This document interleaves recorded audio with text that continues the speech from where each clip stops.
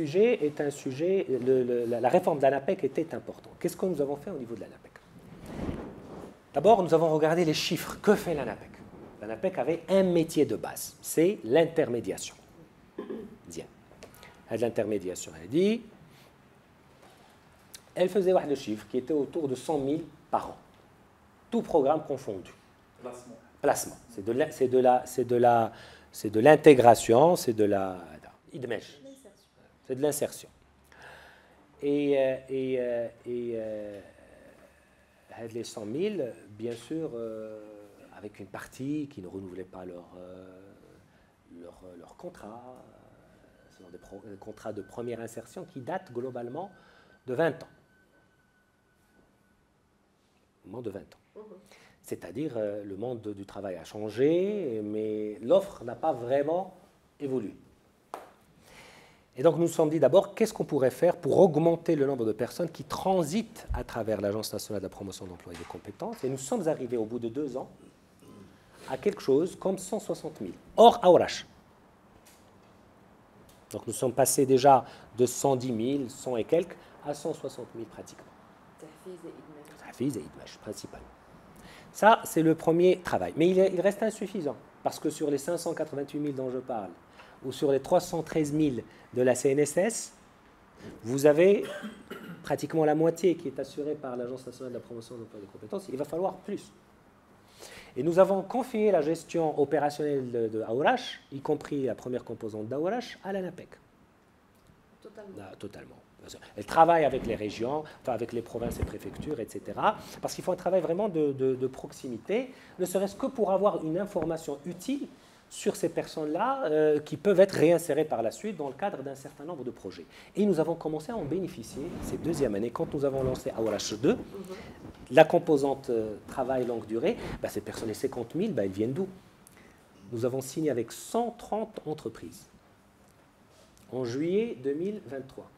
C'est la première fois que nous ramenons des gens autour d'objectifs précis. Ce ne sont pas des signatures protocolaires. Nous avons recensé 130 entreprises avec l'ANAPEC. Et nous avons dit, est-ce que vous pouvez vous engager sur 50 000 emplois? Toutes les entreprises étaient in.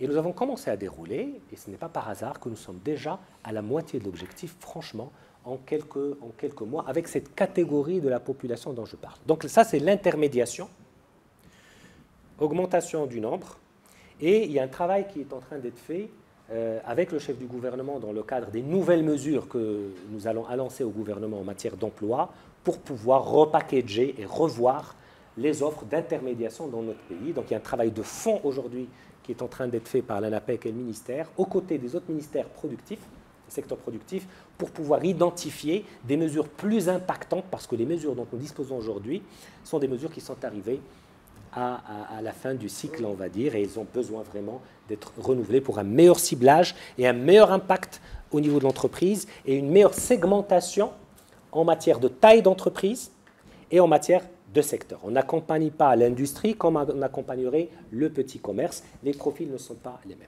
Donc ça, c'est le premier sujet de la réforme de l'ANAPEC. Deuxième sujet de la réforme de l'ANAPEC, c'était de pouvoir renforcer une ligne de métier qui n'était pas existante auparavant, qui est celle de l'entrepreneuriat. Parce que l'ANAPEC a fait des programmes d'accompagnement des porteurs de projets, etc., etc. Il a toujours fait ce genre de choses. Donc il y a une expérience terrain qui est là, surtout pour les tout petits entrepreneurs. Et là, nous avons aussi structuré cette ligne de métier. Nous avons mis en place un nouveau programme qui démarre ces jours-ci. Peut-être que vous allez avoir la pub dans vos articles, dans vos supports, peut-être début de semaine prochaine, qu'on a appelé Ana Moukawil. Et pour la première fois, c'est un programme qui est très différent de ce qu'on a vu jusque-là. Parce qu'on n'a pas voulu rajouter un programme de plus dans l'accompagnement des porteurs de projets. Il y en a tellement. Nous avons voulu focaliser sur ceux qui travaillaient en partie ou totalement dans l'informel. Les tout petits entrepreneurs, les gens qui se définissent dans l'auto-emploi. Et nous avons dit, nous allons leur donner pour la première fois des prestations que l'État n'a jamais mises en place. D'abord, chèque loyer. Chèque loyer. Pour que quelqu'un puisse travailler, pour qu'il puisse sortir de l'informel, s'il a un local, c'est un pas très important. Bien sûr, un local en bonne et due forme.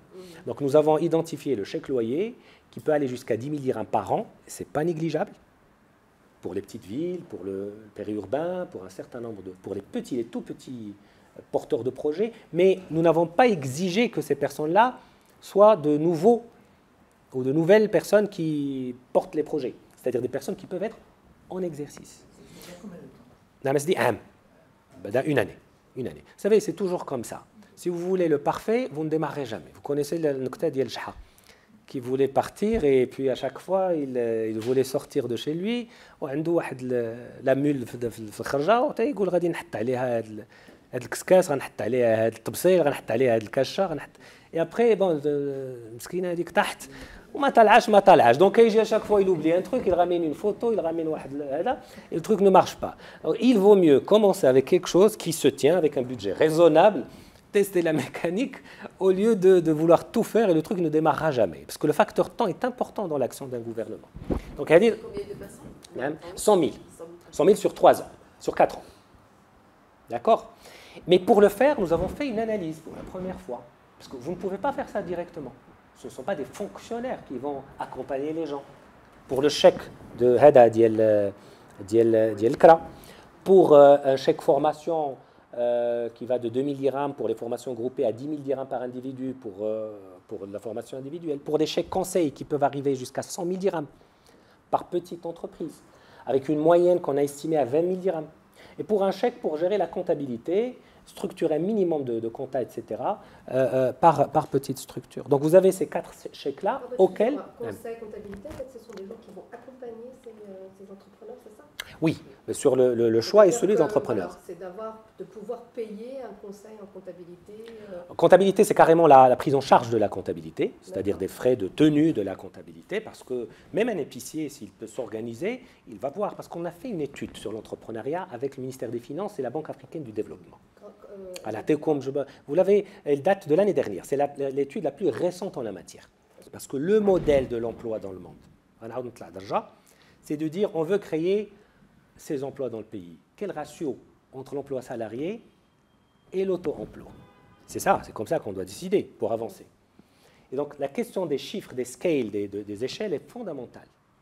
Donc si vous voulez créer de l'emploi par l'auto-emploi, il va falloir que vous regardiez de plus près qu'est-ce qui se passe dans ce sujet. Qu'est-ce qu'on a trouvé? La moitié des gens qui se disent entrepreneurs le sont par nécessité. C'est parce qu'ils n'ont pas trouvé de travail salarié. Donc n'imaginez pas, pas par vocation, donc n'imaginez pas que ces entreprises-là puissent se développer, etc. Deux, l'un des grands freins à l'entrepreneuriat dans le pays, c'est le niveau d'éducation des entrepreneurs. Contrairement à ce qu'on pense. Vous savez, les chiffres, on les voit tout le temps, mais il faut voir quelle est la vraie taille de notre tissu entrepreneurial résilient. Ben, vous avez les chiffres, on les partagera avec vous dans le détail, mais vous avez une partie, vous avez un chiffre qui va vous donner le tournis de personnes qui n'ont pas le niveau scolaire. Donc vous ne pouvez pas faire des business plans, vous ne pouvez pas être dans le e-commerce, vous ne pouvez pas vous former. Parce que c'est des chiffres qu'on a retrouvés aussi dans les défaillances. Dans les défaillances d'entreprises par la suite. Même si l'emploi se porte plutôt bien chez ce secteur-là, même avec ces faillites-là. Mais les faillites peuvent être expliquées aussi par... Je parlais du fait du niveau de... Oui. C'était ça ma réflexion. C'est parmi les causes. Et donc, si vous voulez pousser le tissu entrepreneurial un peu plus, eh ben, il va falloir traiter ces questions-là ou revoir les chiffres que vous avez pour dire non, je ne table pas sur ceci, je table sur cela. Et donc, ce programme a été pensé en tenant compte de cette étude-là pour être le plus pertinent possible dans le cadre du dispositif actuel avec des budgets raisonnables. Donc, c'est un programme qui coûte 600 millions de dirhams. Il mérite un bel encadré chez vous, si vous voulez. et c'est un programme qu'on a monté suite à 2 tournées régionales des 12 régions, parce qu'il a fallu rencontrer du monde. C'est comme ça qu'on opère. Qu'est-ce qui s'est passé quand on a fait le diagnostic? On a trouvé effectivement que la question de l'échelle n'était pas adressée. Il y avait des champions, des associations par-ci, par-là, parfois des associations qui avaient d'une envergure ou une portée régionale, qui travaillaient avec différents instruments, notamment ce type de chèque. En plus, ils avaient des fonds d'amorçage qui permettaient carrément de distribuer de l'argent, etc. Donc nous sommes dit, le travail structurant que va faire un Muqawil, c'est de pouvoir prendre en considération l'ensemble des acteurs et les aider à se structurer et à gagner au niveau et sur l'échelle. Donc nous avons fait un appel d'offres très ambitieux pour sélectionner les gens dans les 12 régions pour pouvoir se déployer et déployer cette offre-là avec les 4 chèques, mais ce qu'il y a derrière naturellement. D'accord ? Et pour nous, l'objectif, ce n'est pas seulement de répondre à l'offre de service d'aujourd'hui de Ana Muqawil, mais pour nous, l'objectif, c'est de répondre aussi à la problématique structurelle du manque de structure des opérateurs d'accompagnement qui restent des opérateurs, je ne veux pas utiliser le terme qui travaillent de façon alimentaire, mais vous voyez ce que je veux dire, c'est de la subsistance, parce que les outils, les moyens sont... Alors, quand vous donnez de la visibilité, quand vous faites des appels d'offres sur 3 années, quand vous donnez des lots, on a fait un investissement en 60 lots pratiquement, et donc nous nous sommes dit, on va pouvoir répartir pour qu'il n'y ait pas des géants qui prennent le tout, parce que c'est un travail de proximité, et en même temps, on donne la possibilité à ceux qui travaillent, qui ont la compétence, mais qui ont un problème de fond de roulement, qui ont des accompagnateurs, etc. Et après, tout un travail va se décliner en matière de labellisation de l'offre. Mais ça ne sera pas suffisant. Ce programme va permettre de se connecter à la réalité de l'informel, du petit entrepreneur, de ceux qui bataillent chaque jour en les connaissant, en leur adressant une première génération d'offres. Par la suite viendra l'article 19 du Code de la Charte de l'investissement, qui prévoit des aides aux TPME. Donc c'est quelque chose sur laquelle nous sommes assez avancés, entre nous, le ministère de l'Investissement et le ministère de l'Industrie, pour pouvoir apporter en complément aux offres existantes, notamment aux offres de financement, une offre en matière d'investissement qui a du sens pour les toutes petites entreprises. Si les moyennes et les grandes investissent dans le foncier, dans le matériel, les toutes petites... l'objet est naturellement un objet de matière grise ou de commercialisation, etc. Donc nous avons fait un pas. C'est vrai qu'il nous reste encore des choses à faire, mais en tout cas, nous avons structuré cette deuxième ligne de métier. Et derrière, ce que nous avons surtout fait, ce sont des programmes très sexy pour information. Hein. C'est-à-dire, quand vous les présentez à la coopération internationale, vous avez un argent fou. Et nous avons changé de méthode par rapport à ça. Parce que dans le passé, c'était les organismes de coopération internationale qui vous proposaient des trucs et on restait sur des pilotes sur tout le pays, et vous n'avez jamais, enfin un projet qui réussit à l'échelle d'une centaine de personnes ne réussit pas forcément à l'échelle de 10 000, et on a exigé vraiment dans notre façon de faire, quand on parle 20 000, 30 000, 100 000 personnes, on parle plus 100, 200, 300, 400, l'État doit agir au bon niveau. Troisième ligne de métier, l'ANAPEC. C'est l'ANAPEC. Dans chaque région, ça va être l'ANAPEC. Ça va être l'ANAPEC. C'est des programmes entre la direction générale, c'est des contrats. On a contractualisé entre l'ANAPEC centrale et les régionales, mais nous avons un système de gouvernance par contre, si c'est ça votre question. Qui c'est qui va gérer les chèques, etc. Ah non, ça c'est l'ANAPEC directement. Oh, l'argent il est chez l'ANAPEC. Le bénéficiaire de l'appel d'offres, oui. Quel va être son rôle? Le bénéficiaire de l'appel d'offres, il va accompagner un certain nombre de personnes, il va être payé sur la prestation qu'il a faite, qui est... Donc l'ANAPEC va lui dire, tu fais la prestation ici, ouais. Tu accompagnes ici. En fait, le système de gouvernance, l'ANAPEC ne peut pas à elle seule gérer un programme qui dépend de l'activité économique de la région. Donc nous avons impliqué les centres régionaux d'investissement qui sont signataires de conventions, les CGM régionales, d'accord, et un certain d'acteurs. Donc nous avons fait un roadshow dans toutes les régions où toutes ces conventions qui permettent d'installer un comité qui va choisir les bénéficiaires, etc. Et il y aura aussi beaucoup de digital pour pouvoir faire la sélection, parce qu'on voudrait que ça soit ouvert. Donc c'est un premier niveau. C'est toujours difficile quand vous lancez un programme territorial accès à la population. Vous connaissez ces histoires, ce n'est ni le premier ni le dernier programme, mais ce programme a l'ambition d'asseoir une gouvernance unique dans la mesure où, même si c'est l'ANAPEC qui gère, elle ne prend pas le lead de façon structurelle pour permettre aux autres acteurs d'apporter leur lot. Parce que qu'est-ce qui se passe au niveau d'un entrepreneur? Ce n'est pas la formation que vous allez lui donner qui va lui changer la vie. C'est en partie l'argent, mais c'est surtout l'accès qu'il peut avoir au marché, à la commande, à l'activité. Et c'est aussi, et il ne faut pas le négliger, beaucoup d'autorisation. Quand quelqu'un veut faire un petit snack, s'il a un crédit qui arrive à l'instant T et que l'autorisation pour aménager le local, il ne l'a pas à l'instant T, son fonds de roulement est parti. Et c'est le fait de la gouvernance, elle sert à ça. Quand on a mis les CRI, quand on a mis les territoires autour du... On aurait pu le gérer directement et dire on a des chèques, on distribue, les gens vont former, on va venir vous dire le programme a atteint ses objectifs, mais ça ne serait pas vrai. Donc, quand on a regardé de plus près... Tous les maillons de la chaîne doivent fonctionner. C'est ça.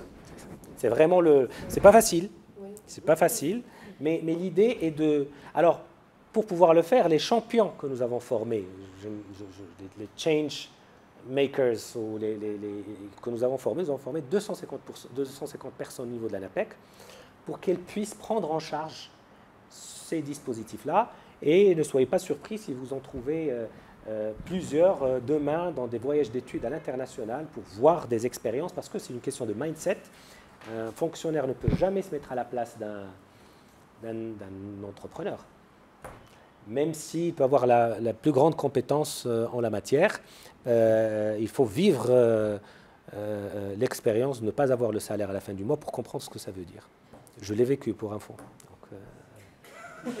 Je l'ai vécu. J'ai vécu aussi présenter un dossier à la banque pendant la Covid qui n'a pas été accepté. Et mon dossier à moi, je n'étais pas ministre, et je l'ai vécu dans la petite... Donc je sais de quoi je parle. Je sais de quoi je parle. Vous connaissez les souffrances j'en ai fait, j'ai fait partie des... Troisième qui rejoint le sujet. La troisième idée, et en fait le troisième grand sujet qui représente une vraie possibilité pour notre pays, est celui de la mobilité internationale. Aujourd'hui, après la Covid-19, après aussi la guerre entre l'Ukraine et la Russie, oui, effectivement, après le déclenchement, je veux dire, de la guerre, vous avez raison. Nous assistons effectivement à une transformation sans précédent dans la mécanique et la dynamique de la mobilité à l'échelle internationale. Les années 90, les années 2000, tous les économistes, tous les observateurs taxaient les pays développés d'être un peu, je ne veux pas utiliser de mots durs, mais de sélectionner un peu leur politique et de permettre aux capitaux de voyager, mais pas aux êtres humains. Aujourd'hui, cette donne a vraiment changé.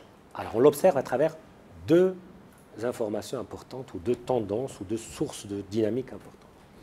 La première, ce sont les annonces que font les gouvernements en matière de pénurie de main-d'œuvre. Aujourd'hui, vous partez dans des pays riches, vous avez des services dans des hôtels que vous ne pouvez avoir qu'un jour sur deux. Vous avez aussi la santé, beaucoup de secteurs. Par exemple, c'est un sujet pour l'Europe en général, c'est un vrai sujet.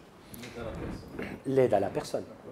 Mais aussi dans l'industrie, dans les services, dans tout sujet confondu. Et deuxièmement, vous voyez ça de façon concrète à travers les changements en matière de réglementation dans ces pays-là, avec un courage que nous n'avons pas eu, enfin nous n'aurions pas imaginé avant. Un pays comme l'Allemagne aujourd'hui a changé de fond en comble sa législation pour pouvoir permettre à des personnes de partir, de passer 12 mois sur place sans contrat de travail. Qu'est-ce qu'il leur offre l'Allemagne? On prend l'exemple. Alors l'Allemagne, j'ai reçu la ministre de l'Intérieur allemande, j'ai reçu la ministre de la Coopération internationale allemande. J'ai une invitation, je vais partir, Inch'Allah, en mai, pour pouvoir parachever notre vision. Notre discours est très clair vis-à-vis de ses partenaires. C'est 1 million de personnes. C'est 1 million de personnes déclarées par des autorités gouvernementales. Je ne parle pas. C'est le besoin sur des délais qui sont très courts et que vous imaginez, intégrer 1 million de personnes dans un pays n'est pas simple. Parce que les gens viennent avec leur culture, etc. Une partie est en immigration, on va dire, permanente, et une partie en immigration circulaire. Donc ils partent et qui reviennent, comme ce que nous faisons avec l'Espagne. Demain ou après-demain, demain ou après-demain, vendredi, je vais partir à Tanger pour pouvoir voir de plus près les derniers groupes qui partent à Huelva, en Espagne, avec lesquels nous avons aussi des discussions pour pouvoir monter en gamme sur le sujet. Alors, qu'est-ce que nous avons fait sur ces sujets-là? Nous avons monté une stratégie qu'on a appelée la stratégie nationale de la mobilité internationale des Marocains. Nous n'avons pas voulu appeler ça migration, mais c'est de la mobilité, c'est dans l'air du temps. Un jeune a la possibilité d'aller, etc. Et nous avons identifié un certain nombre de piliers. Ça aussi, c'est la première fois qu'on en parle. La nouveauté, il y a deux nouveautés comme je vous ai dit. D'abord, il y a une demande. Donc, soit on va se positionner en tant que gouvernement pour pouvoir faire partie de ceux qui vont être actifs, surtout que nous avons un certain nombre d'avantages. L'avantage compétitif du Maroc est important sur tous les plans. Même sur le plan, le mindset du Marocain, le travail, le sérieux, les valeurs. C'est des choses qui sont très valorisées. Ce n'est pas moi qui le dis, c'est les pays, les futurs pays hôtes qui en parlent. Excusez-moi, juste après je vous laisse. Vas-y. La fuite des cerveaux dans tout ça. Oui, tout de suite, je vous dis. Les discussions. C'est quand même un gros sujet. Problème que nous avons au Maroc. Nous avons été très clairs avec nos partenaires. Nous leur avons dit, nous sommes prêts à collaborer avec vous. Nous avons 1 500 000 de chômeurs. Personne de chômeurs. Nous avons des NIT. Beaucoup de ces NIT-là ont déjà pratiquement le niveau bac. Ils ne sont pas loin pour pouvoir avoir des compétences. Le marché local va intégrer ce qu'il pourra intégrer. Mais le marché international peut intégrer énormément. Et donc nous n'avons pas de problème, nous n'avons pas de complexe en tant que pays à travailler sur la mobilité à l'international. Par contre, nous avons des secteurs nécessaires à notre propre développement. Donc la santé, on était catégorique et nous l'avons fait. Si vous retrouvez la vidéo, je peux vous la... Nour, tu pourras aussi la communiquer. Dans ma conférence de presse avec la ministre allemande, c'était très clair et c'est elle-même qui l'a annoncé. Nous ne prendrons pas des médecins au Maroc. Et nous avons été très clairs. De toute façon, bien sûr, vous ne pouvez jamais arrêter des gens qui veulent partir, mais nous ne mettrons quand même pas des dispositifs pour pouvoir encourager ce genre de choses. Maintenant, il faut être intelligent et faire en sorte que le système fonctionne sans être dans des politiques à l'ancienne. Mais l'idée est que nous avons d'abord un discours clair avec ces pays-là. On dit à ces pays, si vous voulez qu'on travaille ensemble, il va falloir que vous fassiez un effort politique pour pouvoir annoncer vos besoins. Parce que vous imaginez que c'est un acte, ce n'est pas un acte technique de recensement des besoins des secteurs, c'est un acte politique qui engage les gouvernements par rapport à leurs opinions publiques et qui engage dans quelques pays, pas seulement les gouvernements fédéraux, mais également les régions qui ont généralement ces compétences en matière d'emploi, de facilitation, qui travaillent directement avec les secteurs industriels et les secteurs productifs. Pour cela, le voyage en Allemagne, par exemple, a pour objectif de rencontrer toutes les strates de la décision pour pouvoir être sûr que notre langage est compris et que nous sommes alignés sur les objectifs. Donc, le travail est avancé à ce niveau-là? Assez avancé. D'abord, on a posé les principes. Donc, dans les principes, il y a d'abord cette nécessité à disposer d'une information sur la distribution géographique, sur les types de profils. Pourquoi? Parce que vous avez deux façons de répondre à cette question. Soit vous allez répondre comme ce qu'on fait aujourd'hui, par exemple, dans le cas avec l'Espagne. C'est-à-dire, vous venez à la dernière minute, vous voulez des gens, on fait un travail, il faut être performant sur le plan de la logistique, sur le plan des visas, sur le plan de la présélection, etc. Je vous passe les détails, c'est lourd, hein? Mais vous finissez à un certain moment par réussir l'opération sur la base juste d'une adéquation rapide entre ce qui est demandé et ce qu'il y a sur le marché. Mais c'est dommage pour tout le monde. Nous avons inventé un concept, et ça c'est vraiment important ce que je vous dis, pour nous, si vous permettez, et un concept qui mérite d'être encouragé, qu'on a appelé l'intégration verticale. Quand je parle au ministre, je parle d'abord de l'intégration verticale, et quand ils sortent, ils parlent eux aussi de cette intégration verticale, qui est le fait que si j'ai les chiffres, on peut organiser avec vous une intégration verticale, c'est-à-dire vous allez sourcer à la source dans le monde de la formation, et pas dans la rue, sur le marché de travail. Donc, identifiant 50, vous savez, on a 2000 instituts de formation professionnelle, 400 au niveau de l'OFPPT et des secteurs publics, Je vous donnerai aussi les chiffres de la formation professionnelle. Et 1600 pratiques. 1600, madame 1300 donc 600. 200. Donc 400, 200, 1400 pratiques. Les caïnines, le secteur privé. Et les instituts, l'idée, c'est d'identifier les instituts et ils ont déjà des filières. Donc si vous nous donnez les besoins, on va faire le matching rapide et on pourrait rajouter un trimestre ou un semestre de langue. C'est ça l'intégration verticale, mais vous cofinancez avec nous. Ça c'est important, parce que vous cofinancez le dispositif. Un truc avec une certaine fairness, il faut que ça soit juste.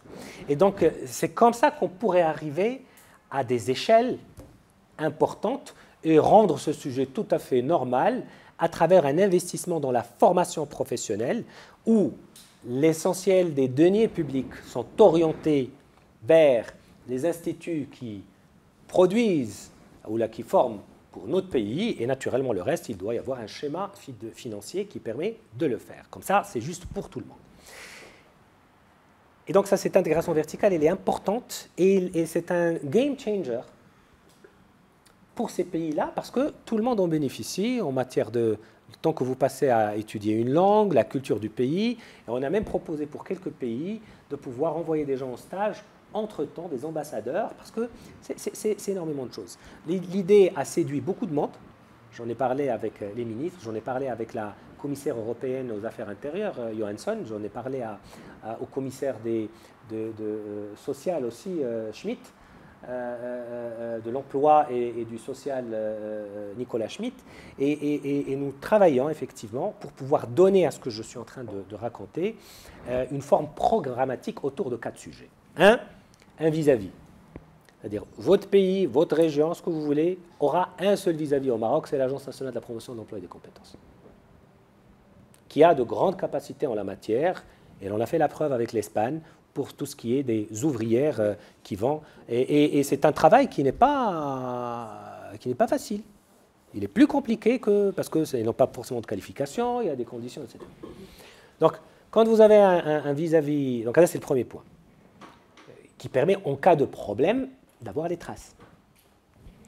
S'il y a un secteur privé qui doit se développer, nous ne sommes pas contre, mais derrière l'offre publique. Deuxième chose importante, le côté juridique, protection des droits. Il est indispensable, et c'est non négociable, avec ces pays-là, que les droits des Marocains qui partent là-bas soient au moins, d'abord égal à ce que la législation marocaine permet, peu importe si c'est appliqué ou pas. Et deuxièmement, à ce que leur législation offre aux travailleurs dans leur pays. C'est quelque chose de fondamental en matière de salaire, en matière de protection sociale, notamment, et en matière de conditions de travail dans le cadre des codes de travail qu'ils ont là-bas. Et naturellement, quand vous avez un cadre de partenariat, d'ailleurs je pars en Espagne en avril pour ça, faire le tour de Huelva, rencontrer les gens, rencontrer les acteurs, comme élément d'accompagnement de ces politiques-là. Troisièmement, la question de l'intégration verticale et de la formation, comme élément différenciateur, c'est ça la nouveauté, différenciateur, parce que si nous voulons monter en gamme, ben, ça doit se faire à ce niveau-là. Mais ce niveau-là a un coût. Donc, intégration verticale, qui veut dire former les gens.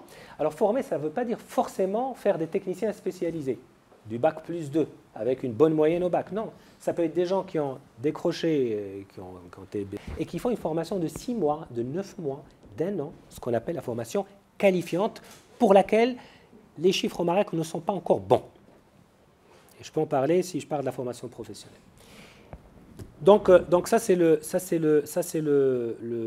troisième sujet qui est fondamental. Donc c'est celui de pouvoir investir dans cette intégration verticale via le levier de la formation professionnelle, y compris la formation professionnelle courte durée, avec des compléments et des programmes agiles qui doivent s'insérer dans ce que font les autres pays.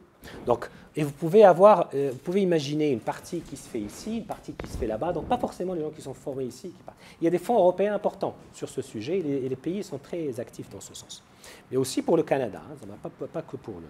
Et dernièrement, effectivement, il faut un système de pilotage, vous imaginez, parce que pour nous, c'est important de comprendre la demande et la dynamique et la mécanique, y compris par rapport à notre marché de travail. Et là, je vous donne un troisième scoop éventuellement, vraiment de taille. Nous lançons,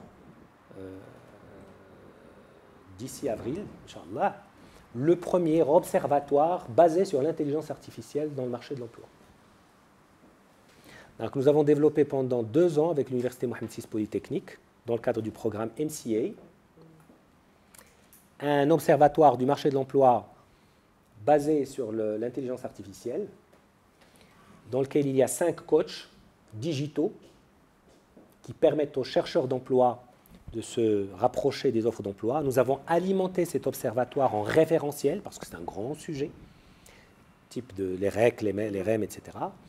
Et nous allons mettre en production, et nous pensons que ça va être un outil important qui va être complété par un autre dispositif qui est dans les urgences du département de la formation professionnelle, sous l'égide du ministère toujours, qui est le cadre national de certification. Je vais m'arrêter sur ce point 1 minute. Pour que les gens puissent s'intégrer dans le marché de travail, national ou international, il y a quelque chose de fondamental qu'on doit changer. C'est reconnaître les compétences au lieu du seul diplôme. Si on change cette donne, tout va changer.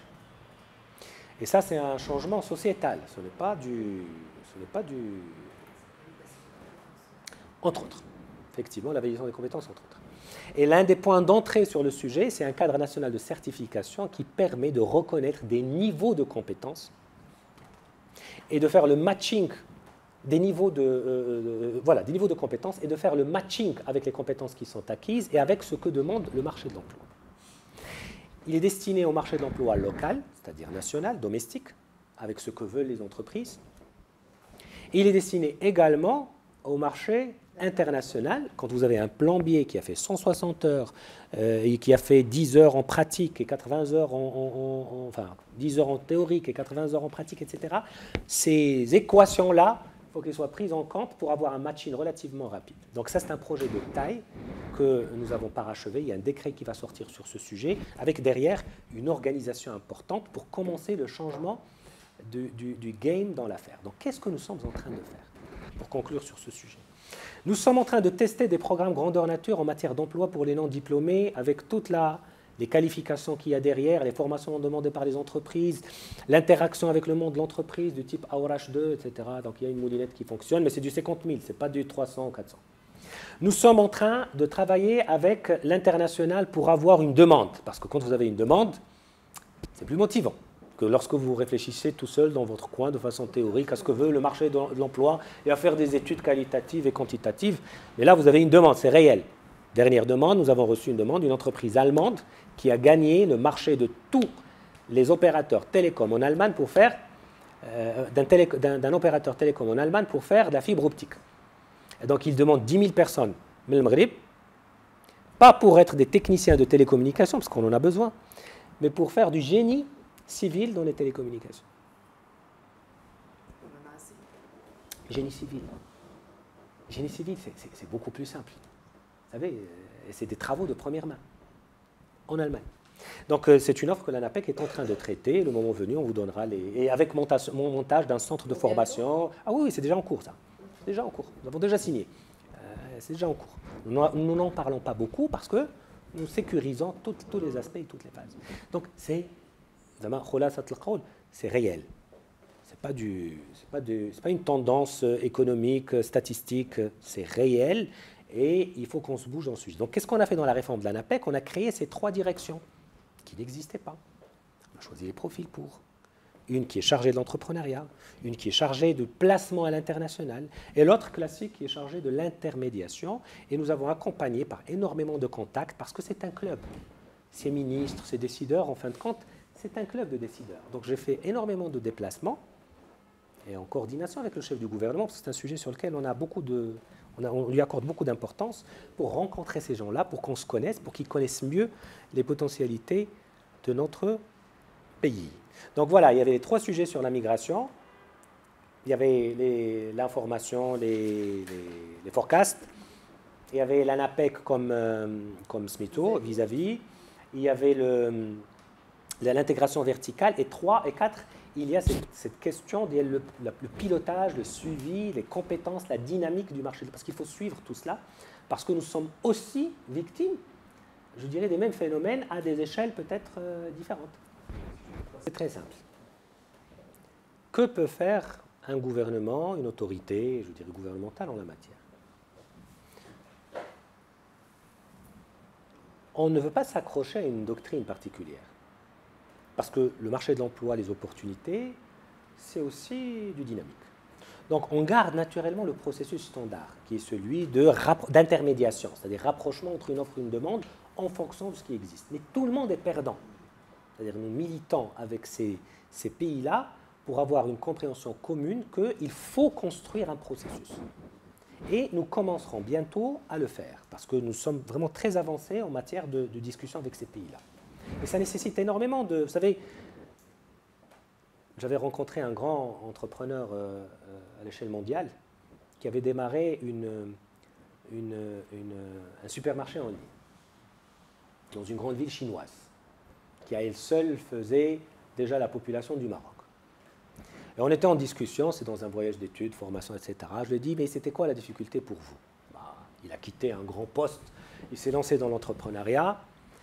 Il m'a dit, imagine une demi-ligne, une semi-ligne, qui est 0 ou peut-être plus l'infini. Le plus difficile, c'est entre 0 et 1. Vous savez, entre 1 et plus l'infini, vous ramenez des gens compétents, ils vous gèrent tout ce que vous voulez. Mais c'est le parcours du combattant que vous avez dans la phase initiatique du sujet qui est problématique. Nous sommes ici dans une phase initiatique. Ça prend un peu de temps, mais nous avons construit déjà un discours commun, une compréhension commune. Tous les partenaires sont conscients de la nécessité de monter un dispositif qui, par la suite, sera en mesure de capter le côté dynamique de ces offres-là. Parce que, de toute façon, les filières ne vont pas changer sur les 3, 4, 5 ans, ne vont pas changer de façon dramatique. Vous voyez ce que je veux dire? Mais l'idée d'identifier des filières, de démarrer des formations et d'avoir des chiffres importants, de toute façon, le Maroc a tout à gagner parce que nous n'avons rien sur ce sujet-là. C'est aussi simple que cela. Soit vous avez des gens qui viennent, qui vous piquent vos compétences et partent, ils ne vous consultent même pas, d'accord? Parce que vous n'avez rien mis sur... Soit vous avez des gens qui viennent, qui vous demandent des compétences, je dirais... qui ne sont pas formés, bon, ils les paient vraiment le salaire minimum possible. C'est vrai que les personnes qui partent en Espagne, par exemple, elles génèrent quelque chose comme 50 millions d'euros. En retour, le bassin, bon, c'est vrai, mais franchement, on peut faire mieux, on peut aller mieux et on peut surtout offrir des opportunités à nos jeunes, pas seulement d'aller et de s'installer là-bas, mais de revenir. Bon, pour moi, un jeune qui passe une année, qui apprend un métier, il revient, c'est un autre esprit, c'est une autre dynamique, et si le marché local permet d'offrir des jobs, il va être inséré plus facilement. Tout ça pour vous dire, il n'y a pas de dogme, et le normal, il fonctionne de toute façon, mais l'idée, c'est de construire quand même quelque chose de structurel, et la bonne nouvelle, c'est que les partenaires sont d'accord, voire séduits par ce que nous avons. Maintenant, nous identifions les instituts, et nous mettons en place des objectifs, et c'est l'objet du travail qui nous attend à partir, Inch'Allah, du mois de mai. Un ministre vous dira, un responsable gouvernemental peut venir argumenter, donner des chiffres, etc. Je ne veux pas être sur ce registre. Sur l'outil. Là, l'outil, déjà, l'outil, c'est-à-dire que tu as bien diagnostiqué le problème. C'est ça le problème. C'est le syndrome de la bonne réponse. Or, c'est quoi la question dans ce que tu viens de dire, Khalid? Et c'est quoi la question derrière? Chauffe. Dans le passé, et j'espère qu'on sera en mesure de changer une partie de ce sujet-là, parce qu'il est compliqué, tous les acteurs s'activent dans le monde des chiffres. Parce que la demande est importante. Et donc, forcément, la qualité en souffre. Nous avons fait une expérience au niveau de l'Office de la formation professionnelle, par exemple, pour les gens qui rentrent dans un processus de formation professionnelle, en rajoutant un trimestre puis un semestre, dans lequel il y a ces compétences à la langue. Quand Sa Majesté a lancé la feuille de route de la formation professionnelle, ça me permettra aussi d'aborder ce sujet, il y a une feuille de route de la formation professionnelle, dont le sujet est un axe parmi les 5. L'adéquation. Là, l'axe ديال les langues et les soft skills en particulier. L'adéquation, c'est la résultante de tout. Voilà, c'est plutôt un exemple. Non, mais c'est l'exemple qui fait la différence. Parce que beaucoup de gens arrivent à obtenir ou à maîtriser des compétences techniques sur le tas ou par de la formation, mais ils arrivent beaucoup plus difficilement à avoir des compétences en matière de communication dans les soft skills qui sont indispensables pour pouvoir délivrer un certain nombre de services ou de prestations ou de tâches.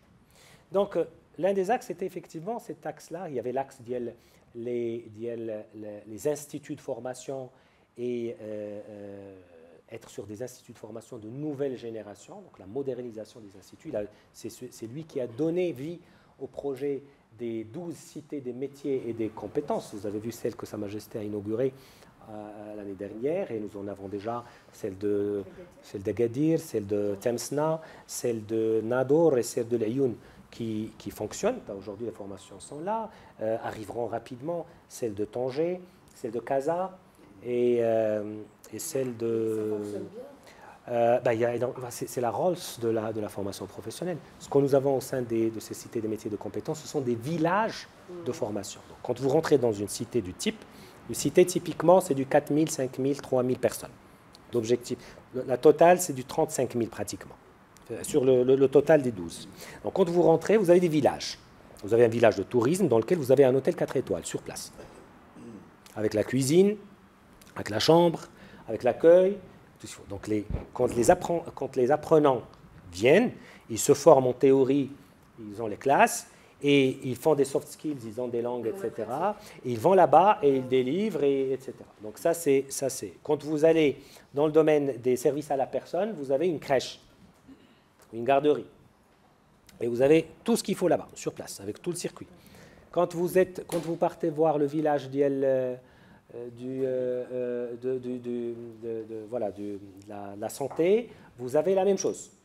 Quand vous voyez celui de l'industrie, vous allez trouver la même chose, avec des bancs d'essai, c'est-à-dire vous allez trouver les bancs d'essai avec des imprimantes 3D, avec les voitures qu'il faut et avec les tests qu'il faut sur place, et c'est le fruit d'un partenariat important parce que ça, c'est des choses qui coûtent très cher. Donc, nous avons quand même cette génération d'instituts qui visent à augmenter les chances des personnes pour l'insertion, d'ailleurs pour la formation professionnelle. Alors, à ma connaissance, les cités des métiers de compétences telles que nous les avons au Maroc, non. Mais il y a des modèles qui se rapprochent dans un certain nombre de pays. Mais avoir un modèle basé sur un partenariat territorial avec les régions, parce que vous allez trouver dans la cité des métiers de compétences de Beni Mellel des filières que vous n'allez pas trouver dans la cité des métiers de compétences de Tanger. Mais comment c'est venu? C'est venu suite à la consultation de cette région qui est actionnaire de la société de gestion, parce qu'il y en a 12, des cités des métiers, de la cité des métiers de compétences. Maintenant, on a quand même des challenges. Le taux d'insertion globalement de la formation professionnelle, il atteint les 80%, ce qui est un taux très élevé, parce que contrairement au système d'éducation ouvert, quand vous récupérez quelqu'un en première année de la formation professionnelle, vous ne le perdez pas sur les 2 ans. C'est-à-dire quand vous calculez le taux d'insertion, vous le calculez par rapport aux personnes que vous avez récupérées au début. Nous avons 660 000 personnes dans le dispositif de la formation professionnelle. D'accord? Donc vous avez un taux d'insertion qui est quand même très très important, et vous avez des phénomènes incroyables. Vous avez des gens qui ont fait la licence, qui ont fait le master et qui reviennent faire la formation professionnelle. J'étais à l'ITMIA, qui est l'autre génération d'instituts de la formation professionnelle. Ce sont ce qu'on appelle les instituts à gestion déléguée, comme l'IMA, l'Institut des métiers de l'aéronautique, qui est au niveau de Nouassar et qui est sous notre tutelle et que nous finançons avec les opérateurs, et l'IFMIA, qui est géré aussi par le secteur automobile, Adalima, géré par le secteur de l'aéronautique. Nous avons Casamoda, qui est le fruit d'un partenariat. Vous avez vu les prix qu'ils ont reportés, de Balman, etc. Vous avez un certain nombre de... On a sur le métier des BTP un centre aussi qu'on démarre à Fès, pour accompagner les besoins importants sur le sujet. Donc nous avons les instituts de formation publics, l'OFPPT, nous avons les instituts de formation dans le privé, nous avons les instituts qui obéissent à la gestion déléguée qui se font avec les opérateurs. Ça mérite aussi d'avoir un petit zoom sur ce sujet-là parce qu'il y en a 10 000, qui est 10 000 personnes. La boulangerie, je crois. On a la boulangerie, on a lancé pas mal. Ouais. On a lancé pas mal. Et l'idée, c'est d'arriver rapidement à des points d'équilibre financier de ces instituts-là. Mais le plus important et le plus intéressant, c'est qu'ils sont en train de délivrer des formations en accord avec les acteurs. Et c'est quoi la différence par rapport à l'adéquation profil compétences? C'est par exemple pour le cas de l'IMA. Vous avez un certain nombre de métiers qui sont délivrés par l'IMA. Il y a l'IMA et l'ISMALA, qui est l'autre institut qu'on vient de donner au secteur. C'est un institut qui dépendait de l'OFPPT. Regardez par exemple l'ARAM, qui a un plan de développement très important, avec l'acquisition d'un certain nombre, d'une flotte importante. Vous avez tous les acteurs de l'aéronautique qui sont au niveau de Nouassa. Et il y a des changements importants sur un certain nombre de métiers, de services, dans l'aéronautique par exemple, qui sont en train de voir le jour. Si on voulait faire l'ingénierie pédagogique, chercher les formateurs, etc., dans un cadre purement étatique, ça prendrait 3 fois le temps. Donc d'abord, détecter les niches sur lesquelles se positionne le secteur et qui permettent aux entreprises qui investissent d'avoir ces compétences là-bas, c'est l'affaire des professionnels. Donc quand nous les encourageons, nous en récoltons les fruits. C'est le cas de Renault, avec le projet Renault. C'est le cas de Elif Mia à Fas, Anjra. Et par exemple, j'ai rendu visite dernièrement à la zone industrielle ATAC, Automotive City. Et puis, il y a un besoin immédiat. Il y a d'abord le pool, le bassin d'emploi dans la région, il est de 100 000 personnes. Et ils ont besoin de 10 000 immédiatement. Ils veulent des accompagnements précis. Nous allons partir là-bas pour pouvoir leur donner un centre de formation intra-entreprise dans la zone. J'ai visité celui de Renault, avec l'IFMIA, et il faut voir le nombre de personnes repêchées des régions sans diplôme, forcément, qui viennent pour un certain nombre de formations pour être insérés. Ils sont formés automatiquement, ils ont un travail. Ouais. Et puis après, ces secteurs-là forment, ils emploient. Bien sûr, c'est pas du tout l'alternance, mais après, ils sont plongés dans le monde de... Merci pour cette question, parce que pour résumer l'adéquation, les éléments d'adéquation OLN, pour résumer, pour l'adéquation, d'abord, c'est quel mode de formation nous avons introduit. Donc, quand vous impliquez les professionnels dans l'ingénierie de la formation, vous gagnez plus, et je vous ai donné les 15 instituts de gestion déléguée dont on dispose. 1. 2. Quand vous investissez dans les soft skills, mais cela a un coût en matière de temps qui n'est pas toujours supportable par les apprenants. Je vous donne un exemple concret. Quelqu'un qui est supposé avoir une formation en 2 ans, technicien spécialisé, si vous lui rajoutez un autre semestre, c'est un retard qu'il a pour pouvoir gagner de l'argent, sachant que ce sont des gens qui ne vivent pas toujours dans des conditions aisées, et pas tous des boursiers. Sur les 660 000, c'est un autre sujet, nous avons 30 000 boursiers. Vous voyez ce que je veux dire? Et tous ceux qui n'ont pas le bac n'ont pas droit à la bourse. C'est quelque chose que nous sommes en train d'examiner. C'est injuste. Oui, ça a toujours été comme ça malheureusement, mais c'est quelque chose que nous sommes en train d'examiner. Donc si vous rajoutez un semestre, ça veut dire que les gens doivent se réveiller le matin, prendre le bus, etc. Mais c'est important dans un secteur comme le tourisme, par exemple. C'est important dans un secteur comme la santé, dans un certain nombre de services. Donc ça, c'est le deuxième axe sur lequel il y a un investissement important. Mais nous sommes en train d'examiner, est-ce qu'on ne pourrait pas revoir des aspects revoir le cursus, en fait, au lieu de parler de formation professionnelle, parler d'enseignement professionnel. On aura peut-être le temps une autre fois de revenir sur les détails parce qu'il y a énormément de choses à faire. Et quand vous complétez le dispositif avec la dernière question, parce que c'est un sujet sur lequel je voudrais parler, l'alternance et surtout l'apprentissage.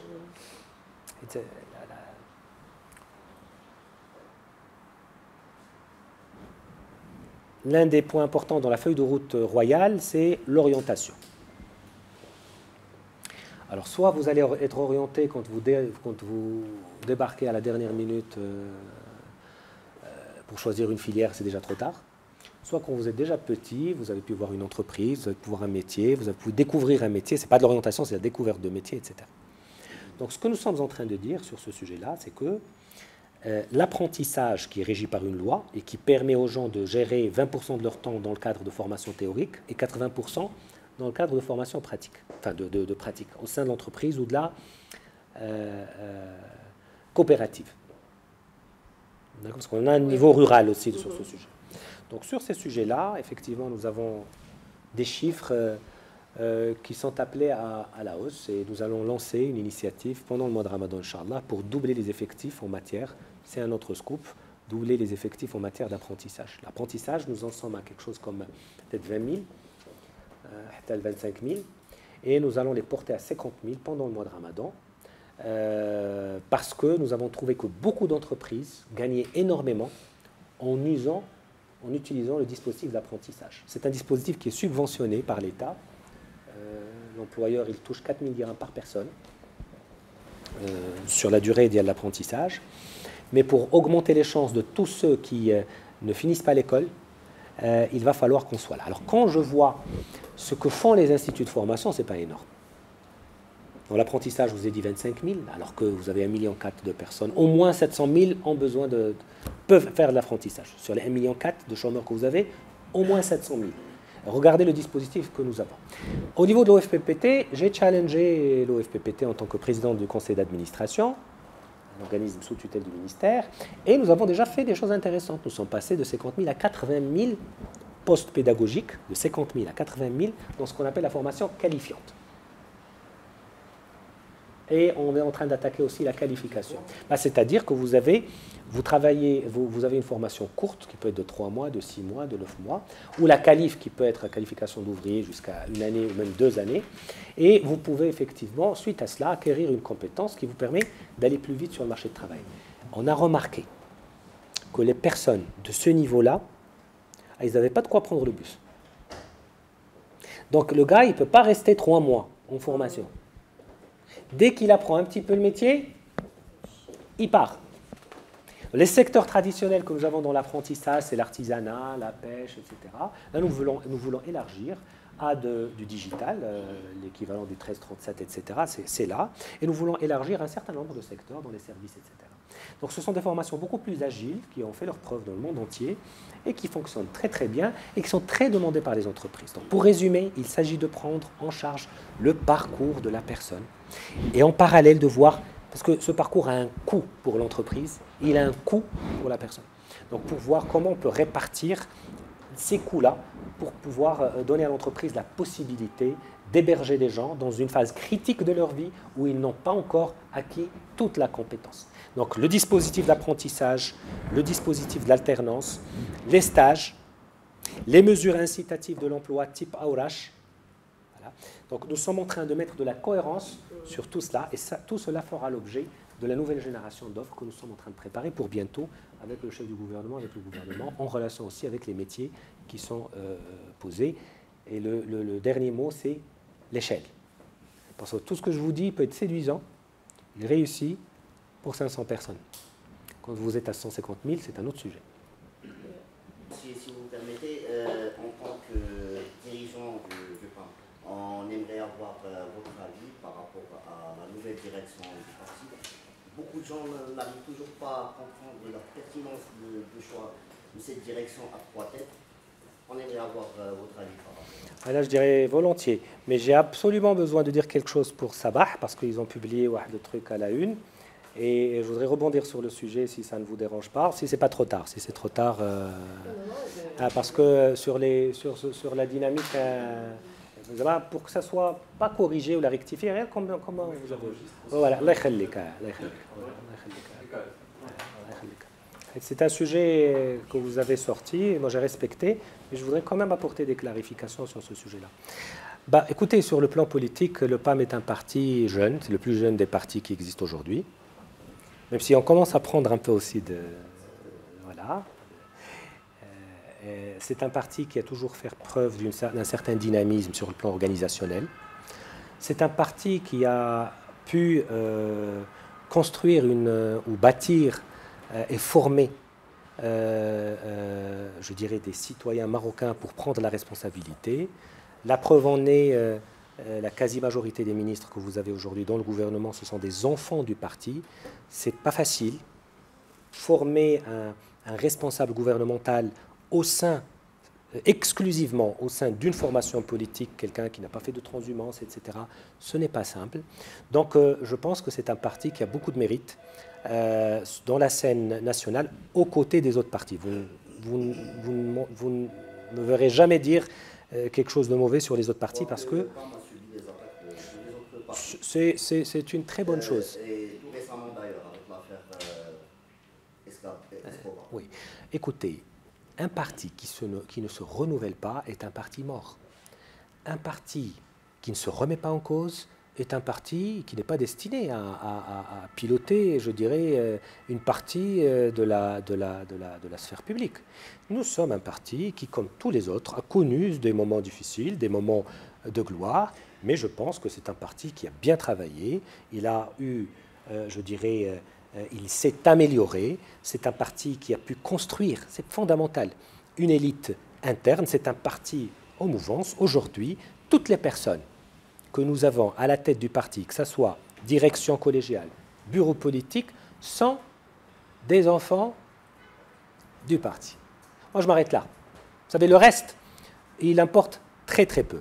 Maintenant, comme tout parti, naturellement... C'est qu'il n'a jamais été ailleurs, dans un autre processus. Bien sûr, ils n'ont jamais été dans d'autres partis. Et ils ont commencé leur vie politique au sein de... Vous savez ce que ça veut dire? Oui, mais je veux dire, c'est des gens, ce sont des gens qui ont été à l'origine de tout ce qui s'est passé. Donc pour moi, c'est un élément important. Maintenant... C'est juste l'idée d'un parti à trois têtes. On parle de Mme Fatem Zahra Mansouri en tant que coordinatrice nationale. Certains disent si c'est elle la véritable patronne du parti, qu'on la nomme secrétaire générale, sans avoir besoin de cette direction. Vous savez, c'est un mode de gestion qui, contrairement effectivement à d'autres expériences dans le monde, a vu le jour suite à une crise. Le PAM n'a pas de crise particulière. Nous n'avons pas de problème de leadership au PAM. C'est-à-dire, nous sommes nombreux à pouvoir être là. Maintenant, le fait qu'il y ait un choix d'avoir plusieurs personnes au sein d'une direction du parti, d'abord, il répond à deux contraintes ou deux impératifs. Voilà, deux impératifs. Le premier sujet, c'est l'énormité des tâches à faire.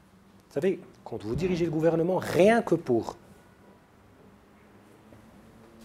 faire le travail proprement à l'échelle du gouvernement dans des secteurs stratégiques, regardez combien nous avons pris de temps à parler. Vous pensez que j'avais ce discours il y a 2 ans? C'est le fruit du travail, ça. Et ce n'est pas des lectures que j'ai faites, ce n'est pas des slides que j'ai apprises avant de venir vous voir. C'est du travail, des gens, des difficultés. J'ai essayé d'exprimer les difficultés que j'avais à faire des choses et la facilité peut-être à faire d'autres et les défis. J'espère que le message est passé. ما كاين حتى شي حاجه. المديريه ديال لوبسيرفاتوار دو مارشي دو لومبلوا درنا واحد السيده اللي جات من قطاع انتاجي لان خصنا شي واحد اللي فاهم كيفاش دايره الخدمه. واحد السيده عندها الام بي اي، عندها الدكتوراه، كانت مديره في النيميريك، كانت مديره في لو سيكتور دو توريزم، والسيده تعينات زعما و سي اون فام. المديريه ديال التواصل والشراكات توفى المدير ديالها، كان واحد راجل طيب صالح خدام توفى. عيننا السيده ها هي معنا المديره ديال الشراكات. علاش؟ لان عندنا العلاقات مع البي تي راه سي تري لوغ جيري. il parle 5 لونغ. السيده تتكلم 5 اللغات. علاش غتمشي ملي كتمشي لجنيف صحابك غادي تهضر مع tu peux elle parle italien, espagnol, français, arabe et anglais. donc شلحه مازال. donc ياك ما تلفت شي، ياك ما كتهضري انت بالالمانيه باغيه تمشي ولا شي حاجه. Le mandarin. Donc, il y en a les réunions, il a بغيتي تديرهم لأن البارتناريا par exemple, أنا لقيت في l'analyse, c'est un critère pour moi qui était indiscutable. لقيت عندنا des centaines de millions de dollars. Je ne veux pas dire une bêtise, des centaines de millions de dollars ou d'euros sous forme de coopération internationale مفرقين على différents projets. 50 مليون 60 مليون 70 ما عرفت شنو. entre l'ANAPEC, entre l'Office de la formation professionnelle, entre le département de la formation professionnelle. 70,000 comités de pilotage. L'usine à gaz, avec des résultats, oui, on a inséré 3 personnes, oui, on a fait une enquête autour de 20 femmes, oui, on a fait. Mais c'est pas possible. Où est flou? Donc j'ai voulu organiser la coopération pour avoir un effet de ندخلوا هاد الميزانيات هادو باش نقدروا نستافدوا منهم ونديروا ونوجهوهم. لقيت جهه واحده عندها 3 البرامج مع البارتنير الفلاني والفلاني، وجهه اخرى ما عندها حتى شي برنامج اللي فيها الاقصاء واللي فيها المناطق الجبليه واللي فيها كل شيء. دونك المسؤوليه، دونك خصني الناس اللي يقدروا يهضروا مع هاد المسؤولين الدوليين هنا في البيتين اللي كنمشيو. عندنا حنا المغرب بلاد كدير دي برويس، يعني واحد المنجزات لا تتصور في هذا الحوار الاجتماعي واحترام الحريات وكذا، زعما رغم الانتقادات اللي يمكن لها تكون، ولكن بالنسبه لبعض الجيران راه داكشي اللي كنديروا لا يتصور. ما يمكنليش انا المدير اللي يمشي خصو يكون، او المديره اللي تمشي خصو يقدر يشد الكلمه ويهضر مع الناس، ما يبقاش يهضر معاهم بالترجمه. واش كظن غتهضر مع شي مسؤول بالترجمه غادي كاع ما يسمع لك بعدا اصلا، غيبقى يشوف التليفون ويشوف واش عنده شي ميساج داك الصباح ولا شي ايميل. دونك درنا هذه العمليه في لا فورماسيون بروفيسيونيل، درنا 3 ديال الناس. واحد السيده كانت رئيسه قسم ما تنعرفهاش، وخرجات خدمات في الام سي ا ورجعت ككادر، عطيناها مديره ديال اكبر مديريه في لا فورماسيون بروفيسيونيل اللي خصها دير الاصلاح لا فورماسيون كونتينيو اللي واقف دوبوي براتيكمون 30 عام. وعندنا المديريه ديال البرامج والمناهج والانجينيوري، اول مره في تاريخ الوزاره كنعطيو المديريه لواحد السيد اللي كان ديليغي ريجيونال، ما عمر شي واحد في التيريتوار ما يحلم يولي مدير مركزي. Il avait un grade de chef de division, il avait les conditions. وما تنعرفوش انا، الناس ما تنعرفهمش. Je ne les connaissais pas avant, je veux dire. Mais comment vous avez fait la promotion? Alors ce qu'on a fait, voilà. Non, avant déjà de postuler, d'abord il y avait une période d'observation. Parce que sur les 2 ans, moi je fais travailler toutes les équipes, toutes les personnes. Et j'ai essayé le plus possible de me rapprocher aux équipes. Et je voyais que sur des sujets, ça ne délivrait pas. Et sur d'autres, ça délivrait. Et on a mis un programme de formation qu'on a appelé pour les femmes, qu'on a appelé Direction Femmes. On a mis la théorie U du changement. Où on a choisi 100 femmes dans le ministère. Parce que je voulais avoir un taux de féminisation élevé. Alhamdoulilah, on a plus que 50% de l'emploi. Sur 9 directions, on a 5 les femmes. C'est du jamais vu. Avec en plus le poste clé de la secrétaire générale. Qu'est-ce que vous voulez? Donc j'ai mis en place un programme, on a ramené des gens, on a expliqué c'est quoi la théorie U, c'est une théorie d'émancipation. J'ai suivi le programme moi-même. On a mis du design thinking voilà, c'est un autre langage, dans le programme de formation. On a demandé aux femmes, on en a choisi 30 l'emploi, 30 la formation professionnelle, 30 l'ANAPEC, 30 l'OFPPT, l'écosystème du ministère. On a tenu 6 mois, un peu moins. On a dit des projets qui permettraient aux femmes, mais chez les femmes du ministère, aux femmes, tout court, de mieux bénéficier de l'offre du ministère ou du gouvernement, l'emploi, la formation, etc. En fait, c'était une compétition, on va dire. Une compétition, voilà. Et on les a prises, et c'est pas possible, il faut voir les femmes travailler jusqu'à 11h du soir, etc. Non, et le temps consacré, on les a réunies par la suite à Marrakech, et là je vois ce qui se passe. Donc je me suis dit, mais c'est pas possible, il y a un potentiel important. Et sur d'autres sujets, il a fallu tester. Alors après, quand tu fais tout ça, tu sais que dans les nominations, j'aurais pu choisir les directions, mais j'ai le droit. Par contre, les divisions et les services, même sur les 150 personnes, il n'y a qu'une dizaine de postes que tu peux ramener de l'extérieur. C'est directeur, secrétaire général. Voilà.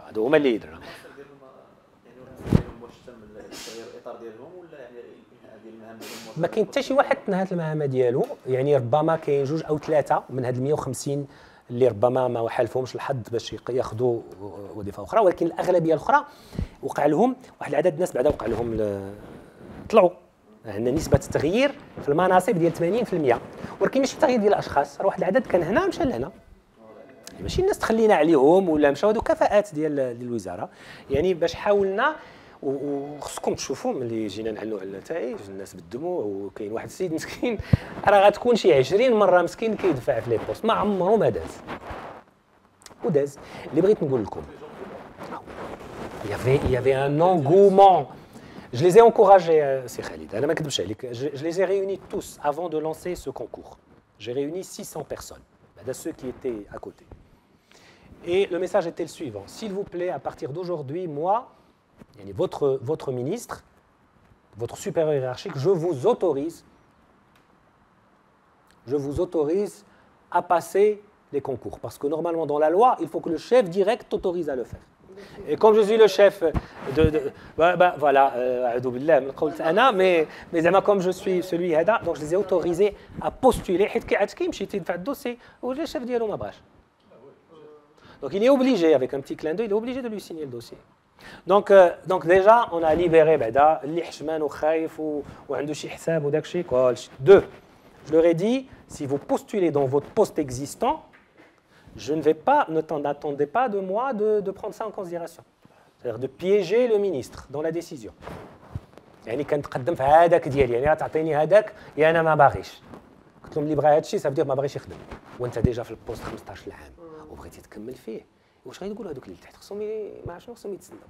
Donc on a permis de faire ça. Franchement, ça a pris 2 mois. On a nommé deux commissions indépendantes dans la mesure où je n'ai pas mis les personnes du ministère pour juger leurs confrères.